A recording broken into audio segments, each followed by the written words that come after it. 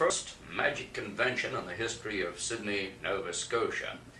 And we are attending at the house of our very dear friend and master showman, Karl Theuerkauf. Karl, it's really wonderful to be here with you today. Well, Peter, this is one of the highlights of my life. Well, I certainly appreciate the many fine friends I met in the show business, and only for them I don't think I'd be around today. well, you're going to be around a long time yet. Now, my friend, you know, there's many young people who will be seeing this film over the years, and so much of the history is lost, and it's people like yourself who've seen so much. Would you, first of all, tell us about the great old days when you first started to do your magic around Nova Scotia, and the hard days of the Depression, the starving days when you and Karl Hemian ran around together, etc.? Well, when we started, we left Sydney in an old touring car. Before that, I had traveled in carnivals, and I met my very dear friend Karl Hemian down in Yarmouth. He came up to the carnival tent and we chatted. We got quite familiar with one another, and of course he was interested in magic. He was a much better performer than I was or ever will be. And he certainly made a name for himself in magic. He's traveled all over Europe, and incidentally he's just been invited back to Japan to do another show there, and he's not going to go because the budget for the show is not too heavy. He wanted to take Lottie over, and he said if he can't take her, he's not going. So anyway, I don't know, he'd probably tend some other, or they're going to Bermuda, that's it, or Hawaii. But anyway, we started out and we were going to set the world afire. And Which year was this? well, I can't remember that. It's quite a while ago anyway, so. In the 30s? Yeah, the early 30s, and we landed up in Halifax. We did try to put a small show on in Truro when we went to get in the hall, and the fellow wouldn't let us in the hall. We didn't have enough money to pay for the hall. So I had the sword box and a trailer, small old trailer back of the car. So I got Karl in the sword box, and I did a little bit of magic. I pitched a package, so we got enough money to get gas to get out of town. And we got back to Truro. So then the next day we wanted something to eat, and I'm giving you some of the hard days. It was really tough. So we get up in the morning, and the fellow had a little hot dog stand there. We went over and he had hot dogs, 5 cents, and I think coffee was about a nickel. So I said, Karl, let's go in and have a couple of hot dogs. We had about a quarter between us, and the guy said, yes, what do you want? We told him. Well, he said, have you got the money? Yes, he said, I got a quarter. And, well, he said, you give it to me and I'll go out and get some sausage and we'll all eat. And that was really tough, I'm telling you. So anyway, we got into Halifax, and we got a boarding house. And we parked the old touring car on the road, and it was coming on winter then, and of course it didn't take long to start to freeze in the gutter, the weeds of the car. So the people next door complained and they took the car away. So Karl and I figured, well, we've got to make some money some way and eat. So Karl got a job down at one of the jobs he got was down at Eaton's. Christmas was going on. And he was supposed to attract the customers, you know, on the toy floor and everything else. Well, he attracted them all right. As a matter of fact, they didn't buy anything. They just watched Karl all the time. So the manager had to come up and tell him, look, he said, after he was there a couple of days, he said, I'll pay you off. He said, I'm not doing any business here in this department at all. You're taking all my customers. They're watching you. So then we got a job in I think it was the for the Goodfellas organization, the Halifax, at the Garrick Theatre. Oh, one thing led to another. And finally, I got a job down on the waterfront, stevedore, and I got a job on a banana boat hauling bananas in. And I couldn't join the union. We didn't have enough money to join the union. And you couldn't, they had a long line, you know, where the stevedores that go from the boat carrying the bananas into these cars. So if you got down there at 8 o'clock in the morning, well, you could you could get a job. See, but some of the stevedores wouldn't arrive down there till 10 or 12 o'clock, and if they had their badge on, they could just tap you on the shoulder and you had to get out of the line, you know. So anyway, like ham I was, I started doing a few card tricks around, and finally it got to the boss, and he said he was interested in card tricks, if I could show him how to do a few, which I did probably some that any child could do. And we got quite chummy, so he said, I'm going to give you a job checking. So I didn't have to carry any more bananas, but believe you me, we ate a lot of bananas that winter for meals. Anyway, I got this job, and after that, why, I don't know, I may be mixed up here in a few years. I can't remember all the things that transpired, but Karl, oh yes, they took the car and put it in the garage. When we went to get it, didn't have any money to pay for it, so we lost the car. So Karl decided he'd go back to Yarmouth and throw a little bit of pull. I got a job on my dad, threw a little bit of pull with the manager of the Halifax shipyards. I got a job on an oil tanker going down to South America.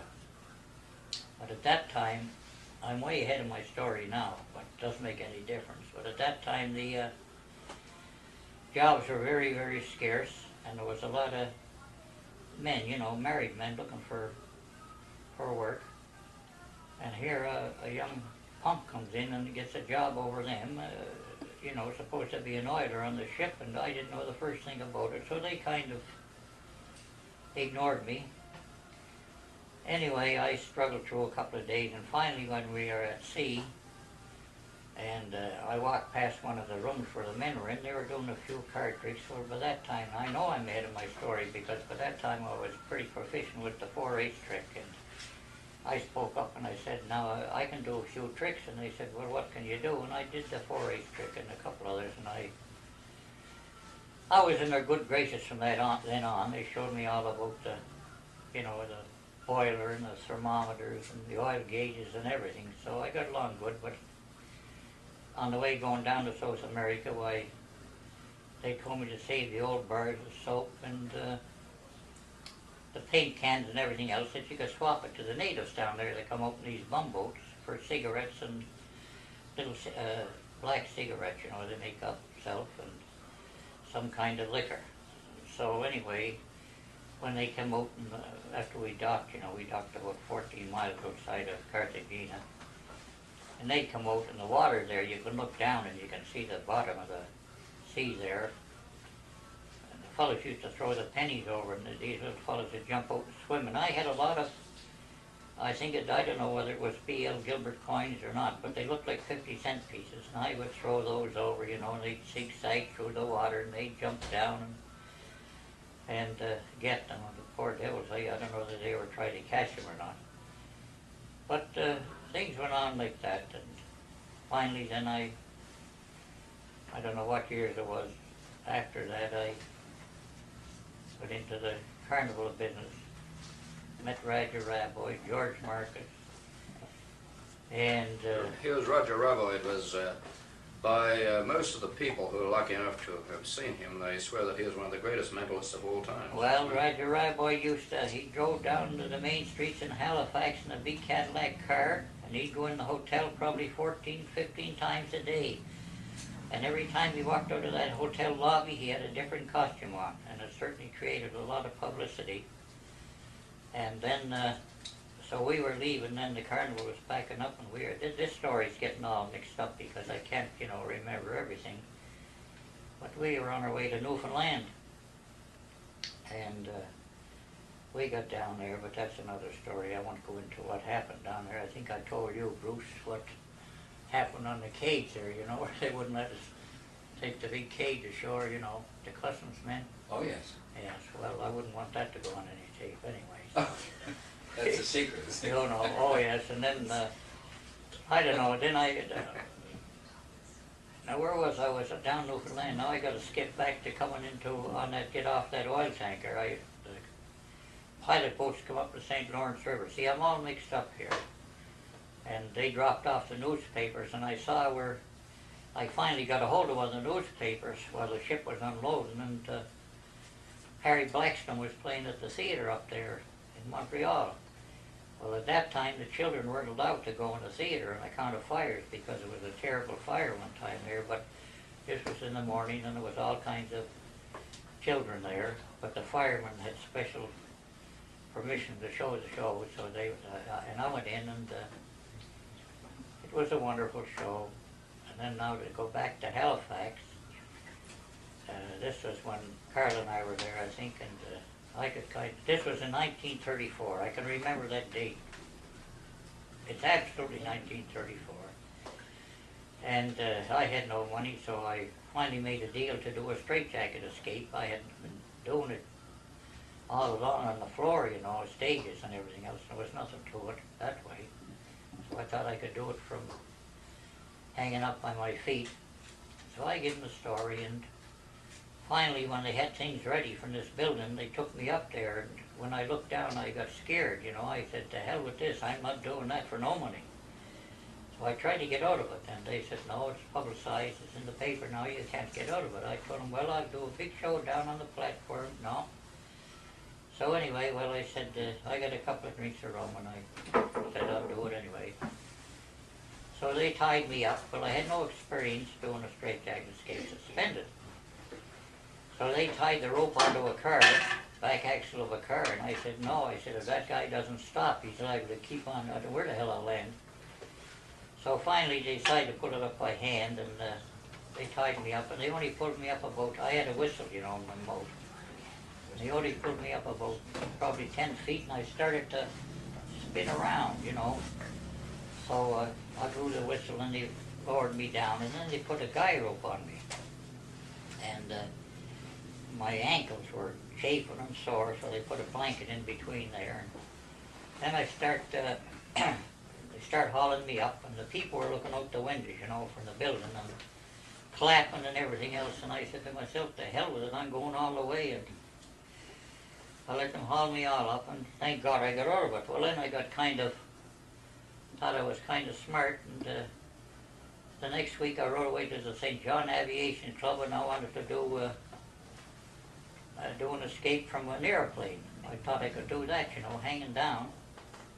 And they wrote me back and says, no, you can't do that because there's no way to attach you onto it from a plane and from the ground, you know. And then not only that, he said if you were hanging on the plane going, you know, how far back you'd, you know, from the plane. So that was it. And then from then on, there was all kind of experiences, but nobody wants to listen to that stuff, so I think it's about time to end this before I give any more. You, no, after your marriage, you settled down up here in Cape Breton. That's right, yes. Yeah. And then of a summer, during your vacation period, you often put together many shows for the Lynch, the famous Lynch Carnival. That's People right, put some 10-on-1s together. Yeah. Would you like to tell us of some of the illusions you put together and the ones that you found thrilled the audience the most? Because many people don't realize that some of the greatest magic in the world has been done on the carnivals. I remember in Australia there was Tommy Castles, and many other people were probably the greatest magicians I've ever seen. There was Lister was another one that used to perform the Indian rope trick combined with an agar illusion. It looked as if the girl was actually levitated in the air by the rope, and he had a tremendous pitch for this. And I also saw a girl on the sword routine that Tommy Castles did that I thought was pure magic. It was very, very brilliant. And of course they had to do the same performance 50 times a day, and they became very, very good at it. Perhaps you'd like to tell some of the things you put into 10-on-1s and what you feel were the greatest illusions in your experience. Well, the greatest, Peter, in my experience, was the levitation. It is close to real magic, isn't it, yes, as far as the audience you know, knows? not only that, you got, I've had different levitations that I built. And a fellow by the name of DeBerry come down here one year with Spark Circus, and he let me sketch his illusion. It was very, very good. The people, they weren't 2 feet from the platform, and you could not see how it was done. He had goosenecks on it, and it was perfect. So anyway, I built one, and I did that on the carnival, and that was the most sensational illusion that I'd ever performed on a carnival circus sideshow, because it was fantastic, and the people were all around it, and they couldn't gimp it at all. And then of course the sword box was good. You'd always get a good pitch on that. But at that time we were running the sword box for 10 cents. But today they charge you a quarter. And then of course the fire eating act was always a good sensation. And Ever have any bad experiences with the fire eating? yes, I did down in Newfoundland one year. The wind blew the wrong way and burnt myself. I used to have a little monkey up on a pedestal on the other side of me to draw the kids in, and the wind blew and it burnt me and it burnt the poor old monkey. Not too bad, but he got a damn bad singe as well as myself. So he didn't like your So fire I eating didn't- act too well I, at the no, at the I monkey, didn't. yeah. Well, yes, but I didn't do it outside on the valley Oh, platform yeah. anymore. This was just to attract the people. Uh-huh. So then there's so many other illusions that. You made a Mabel once, didn't you? Yes, A I- see-through girl. yes, yes. That's an illusion, you know, that I think many of us have seen in the catalogs, but I doubt if Oh, very, yeah. very, I think very, very few magicians have actually ever seen it. The only other magician I've ever heard of having Mabel out on tour was the man who did Neff. Neff. Neff Yes, had Bill it, Neff. yeah. He did it in his spook show, I think. Yeah, Bill Neff had it, yeah. And, well, personally, I didn't, when I built mine, I didn't use the popcorn effect, you know, where she would eat the Right. popcorn. You'd see it going down through the center. I remember of the you body. building it. You built it right here. Yes, you were down in the basement there when I was building it. Right. And then I bought a very nice Spydor illusion from Mickey Hades.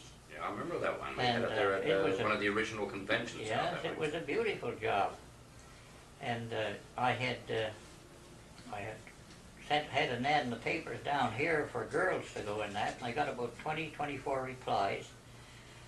And they all seen by the tone of the letters that they were young girls, you know, and they all wanted to go on the carnival or 3-month tour. And, you know, so I wrote them back a form letter, and I told them, well, if you'll get your mother and father's permission to go on tour, and if nothing binds you home and your age and everything else, well, I would take you, you know, but I would only pick out one. But I never got one reply back. So the anyway, parents didn't want to give their permission then. no, well, they were too young, you know, and Right. I'm damn glad they did, because I might have been in a lot of trouble. So anyway, I got a hold of a ticket seller from Sydney Mines, and I told him my problem. I said, you know, any other person over there, an older person might come, and he said, I know a young fellow, he's got long hair, and he said, you fix him up a little stuff, and he looked just like a girl. So he come over, and I used him in the illusion, and the things went all right. So, you know, that's about it, you know. I don't want to. Yeah. So what did you use in Maybell? You didn't use the popcorn effect of going. No, you I just- used nothing at all. I tried one method where I had the bars in front, and I had from a couple of magicians in the States, I sent them pictures up, and they thought that was an addition, but I didn't myself. But finally I took them out, so then at the end of it I just used the front and the back. And incidentally, when I was doing it down here at one of the kinsmen's carnivals, you know, the kinsmen used to supply the girls for it, their wives. Mhm. So, you know, as yourself, Peter, you know that the space is very limited to get there. Yes. And the first girl, I tried it, she was perfect. And I got the other one in there, and she went crazy. Oh, she hollered and screeched and everything else, and she had claustrophobia. Get me out of here, you know. Mm. So you run into... That is a problem with Yeah, some so anyway, assistants. it worked good, and then I used a Spydor down here. Another illusion that I had very good success with was the Girl in the Fishbowl, built from Abbott's plans. Now this is not the one that, you know, this is the one that just uses a 4-foot square cabinet. It doesn't use the reducing mirror. No, it doesn't use a reducing mirror at all. It just uses a round fishbowl, you see, Mhm. and it was perfect. And the beauty of that is that the reducing mirror, the one that they had on the carnivals first, only 1 or 2 person could look down and see it at a time. Right. But with Abbott's, you can have 15 or 20 people in there, and they can all see her. And everything, she can see everything. If they wave, she can wave back at them. So it's Yes, they used to have that on the Australian Fairgrounds. yeah, Coney it's a Castle's real had it. good illusion show. Virgil presented it once, Karl, when he was touring, I think in the Far East. He used to have it in store windows. And he would advertise they were Martians, had them Oh, dressed yeah. up like little green men. and you claim they were miniature Martians that he had captured, and he had a sort of little top idea on them.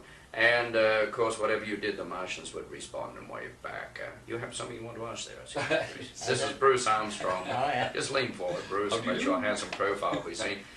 Bruce, I think, is very, very well known in this area. He has his own TV show for many years. He's an actor, a writer, a producer, and an all-round entertainer, and a very brilliant lecturer. Now, if you'd like to. Thank you very much.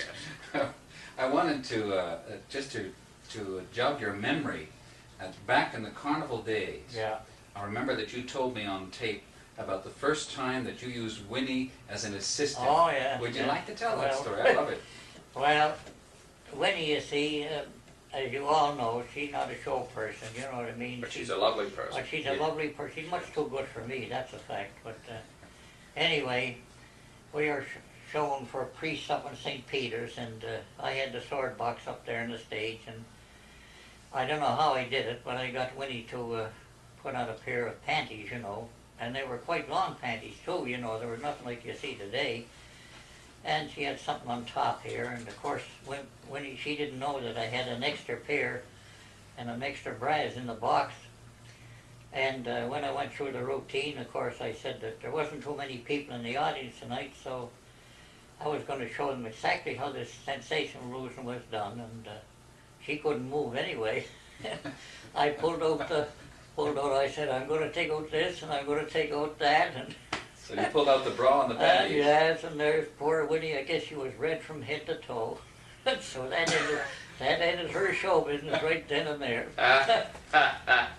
But to go back to, well, I You think... brought out the blue material the first time. You should have saved it till later. You see, you're Before going I to forget introduce it, you were saying about what I thought was the most sensational illusion for a sideshow, and I think the most sensational one is the girl to the gorilla.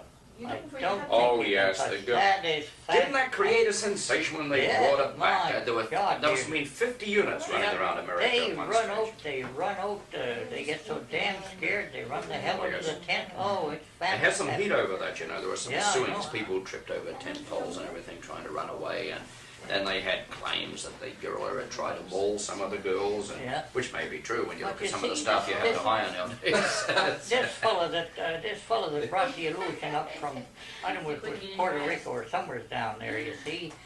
They got him up here and they stole the thing from him. It was him that brought it up here in the first place. And all the carnivals in the States, they grabbed it, and soon as one fellow got it, that's it. And then It's the old blue room illusion. yeah, as they read that's it. right. It's And then Pepper's Ghost. Brill started putting it out in blueprints, you know, and then everybody had it, and that was it, you know. A lot of people don't know about Brill, you know. I think he's really only known among the pros, but That's right. perhaps you'd like to talk about Brill because he produces these series of plans, awful plans artistically, but the dimensions work and they are practical. Yeah, aren't they? well, Brill, you see what he does everything very thorough, and he's quite an old man now, you know.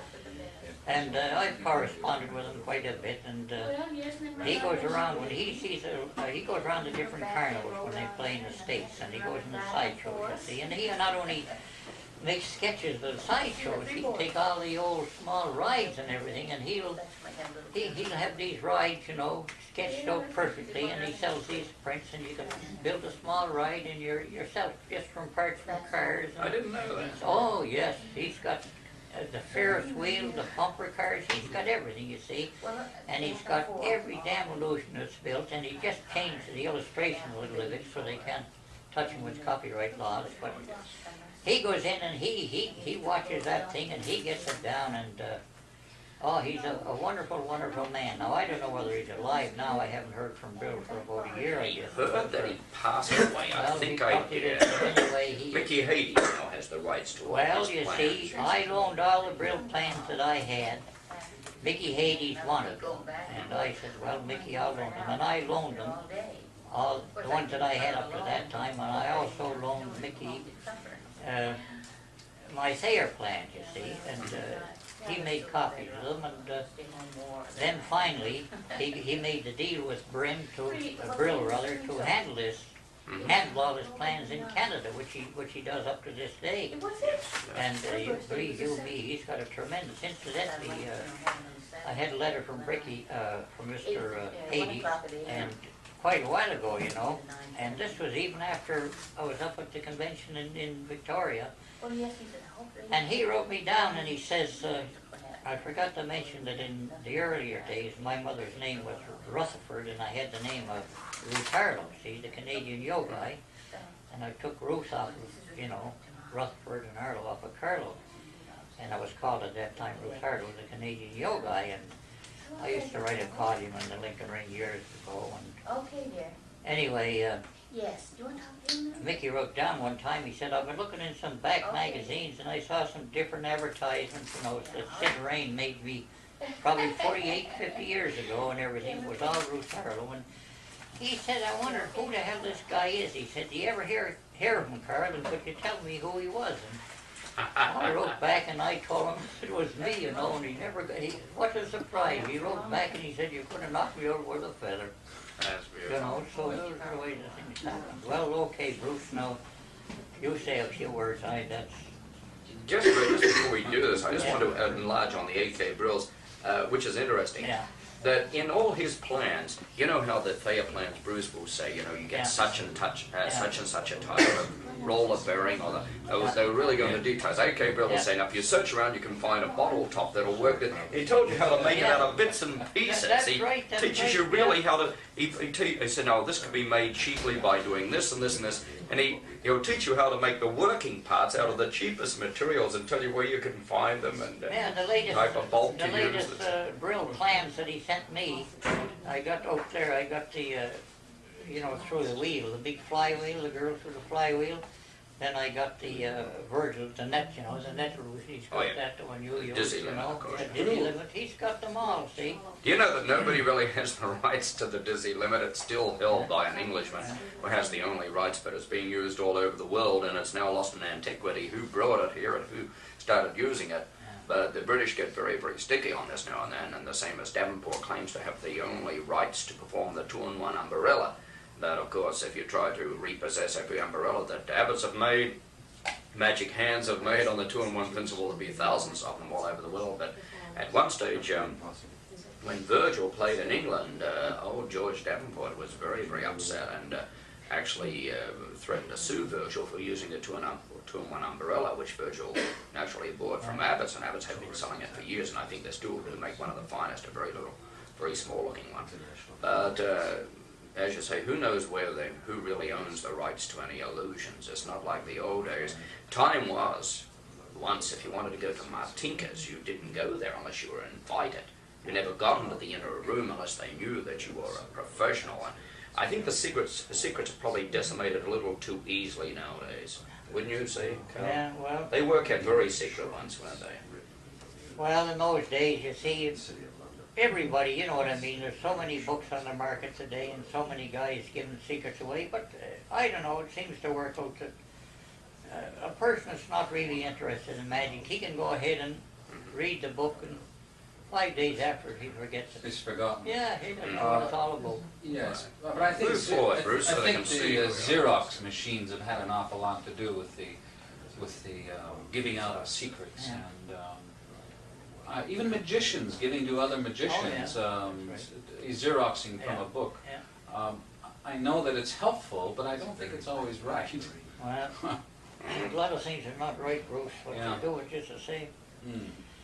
The amount of money the young people have nowadays, I think, is... Or the young kids. Yes, the young kids, they're buying major illusions, Well, where once you could never buy a major illusion unless you made quite a few dollars and saved to really build it. Yeah, you take Spurlock, look at the money Spurlock got. He goes up and he gets these big bills made, you know, Spurlock that appears at the Abbott convention. He doesn't present an illusion show, but I don't know whether people got money or he's got money or what it is, but he gets all these illusions and everything else, you see. Well, magic is probably the only, quote, art form that a person without talent can go out and buy the props, advertise himself as a magician, and the audience, unfortunately, has no way to rate whether or not whether what is a good magician and what isn't. And if the publicity is sufficient, they'll love to book that entertainer. If he does a lousy show, it's a truism with magic that he really stinks up the territory perhaps for the next 5 to 10 years. Now, this wouldn't happen with a singer. A man couldn't claim to be a singer if he couldn't hold a note, because he wouldn't be booked twice. He'd be, you know, but however, if they did book a lousy singer, they wouldn't be vicious to other singers. They say, well, we had a singer who was very flat last year. Thank heavens to God, they go, this year can sing well. But you let a lousy magician go out, and they will not book a magician for 5 to 10 years. And this is very, very true. And that's the unfortunate thing about magic. And I think the biggest lie ever perpetrated by magic dealers, which unfortunately now has become part of the lingo, is no skill required. Do it instantly. That's right. I don't care if you're just doing the imp bottle. Skill is required to make it believable. To lay that bottle down, to pick it up, pass it around. But if the kid just gets the imp bottle and obviously jams a lead slug into it and then will place it on the table, a secret of what can be a very brilliant pocket trick when you look at Karl Fox's routine using 4 and 5 imp bottles and more going at a time. It's hilarious and it's very, very good. So this, unfortunately, is the mass merchandising of magic has created a whole group of people who walk in the deals and say, well, do I have to practice? That's right. Well, Jane Marshall is very, very famous for saying, yes, my boy, you can buy this for $5. Now, if you go out and spend another $50 and pay it to a professional, he'll show you how to make it into a miracle. And often will lose a sale for doing it, but he's a very honest dealer. And this is one of the unfortunate things about the fact that magic is a great art, but it requires a tremendous amount of skill to present convincingly. I don't mean technique. I think so many of the kids nowadays are wrapped up on technique. They want to say, I can do a double palm. I can do the fastest double lift you ever seen. This doesn't mean a thing to the public. If you can use a gimmick card and get the same effect and not have to worry about a slide, why not? Only the effect matters. It's the theatrical side is where the practice is necessary to make it real. And the strong personality that you give and energy on stage, or whatever emanates from you on stage. Well, certainly, if a person was going to learn an instrument, they're going to play one number in concert. They'll work on that number and they'll polish it so they can get every single ounce of energy from the passage of music. They'll think of a way they can present this note so it rounds out beautifully. A dancer will work and work and work so the flow of motion is perfect. A juggler will work and so that the flow of the juggling and the timing is perfect. And when a magician does this, it becomes a very, very magical thing. The magic appears to be magic. And another snobbish reaction to the so-called lap acts, I call them nowadays, because ever since Ladini, God bless him, has brought out the book, everybody who does a close-up act drops everything in their lap. And if they get a standing ovation, they can't even acknowledge it, or the whole damn act falls on the floor. But the point is, they become so in love with technique and being a big star with the other magicians that they tend to score the illusionist or the stage magician and say, anybody can do illusions. That is not true. Routining and making an illusion believable, and making it look as if it's something other than a box that a girl has been hidden in, is very, very difficult. If the audience says, I wonder where that girl was hidden, you have failed. If they say, wow, where did that girl come from, you have succeeded. And that's where the ability of the actor, and that's why actors make very brilliant illusionists. When you see Vincent Price appear as an illusionist in The Mad Magician, he's 50 times better than half the illusionist I've ever seen, because he takes the actor's view of it and tries to see himself in that part and polishes up the part.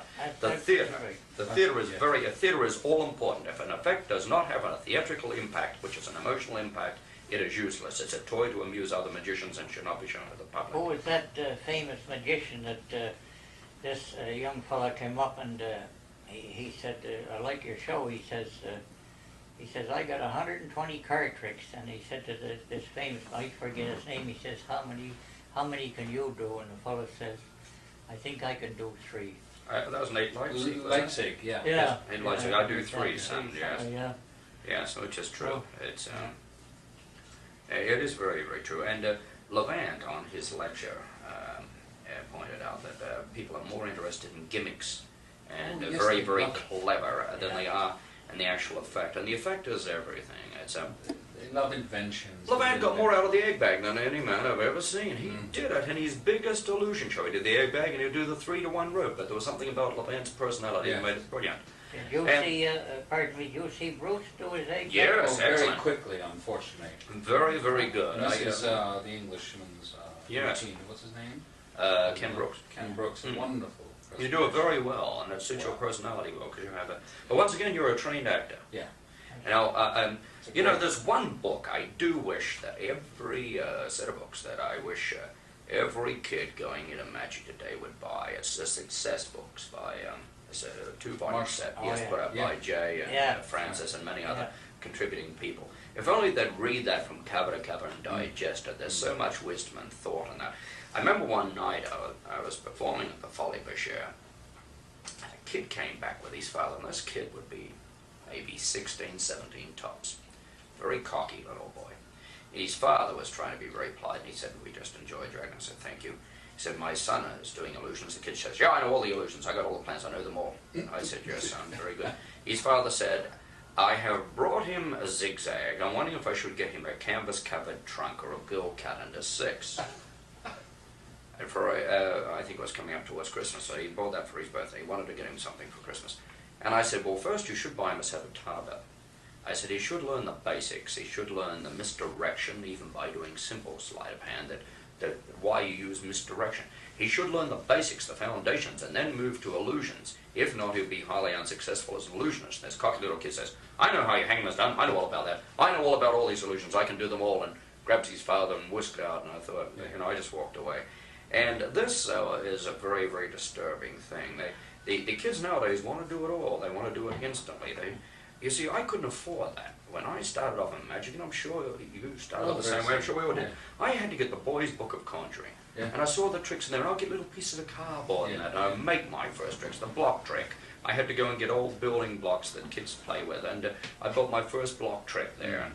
And you learn from building the props yourself and knowing how working out a routine. We were very fortunate in Australia. The Australian Society of Magicians had a lot of tremendous old pros. Les Worthington, who had built most of the Reveen show for him, and Percy Bowden, I remember. They used to encourage us as kids to dress up in a costume act until we had our confidence. They said, be Chinese, be an Indian act, wear a turban, whatever you wish, but you can hide behind the grease paint. Make sure that you can make the tricks look presentable. When the people will applaud your tricks, then you have confidence in presenting them. You're learning to pantomime. Now, that's brilliant training. It's teaching it. So I was the great Chang Li, not a very original name, but I had the Chinese mustache, and I did the old Chang Ling Su fire eating act where you would blow the cotton wool and the sparks and smoke would come out, then the streamers. And What great training. well, it was marvelous because I became very, very confident I could be behind the grease paint. And I remember Percy Bowden came up to me once, and this was the thing that changed my whole career. By that time, I think I progressed up to about 16, 17 years of age, and he said, "Peter," he says, "the time comes to take off the mustache." He says, "I have a set of tails I'm going to give you, and they're an old-fashioned set of tails." He said, "Now you're going to dress up, and you're going to go out as Peter, and you're going to speak to the audience," and he said, "you're going to start to talk to them." The first time I was nervous, but I went out, and I was able to speak, but I found that I didn't have to worry about the magic because I'd learned how to do it. I was very confident in my routines. And from there I was able to develop a personality. I remember Russ Land, or Lindsay Reicher was his correct name, also did the same thing. He went out with an Indian act for a while, then he became a very top entertainer, as well as being a brilliant technician. So he combines both careers now in Australia and does very, very well. And I really believe that this type of training in the clubs was very, very healthy. I don't think this exists anymore in the clubs. They seem to want to fool each other with their clever technique. And this is a shame, don't you feel, Karl? That light is so hot on me now. It's Starting to get warm, are you? Yes. Well, why don't we turn it off for a while? Yeah. I think the light is it is rather hot here. Perhaps if we could just turn the light off for a few moments, and we'll cut back in a little later.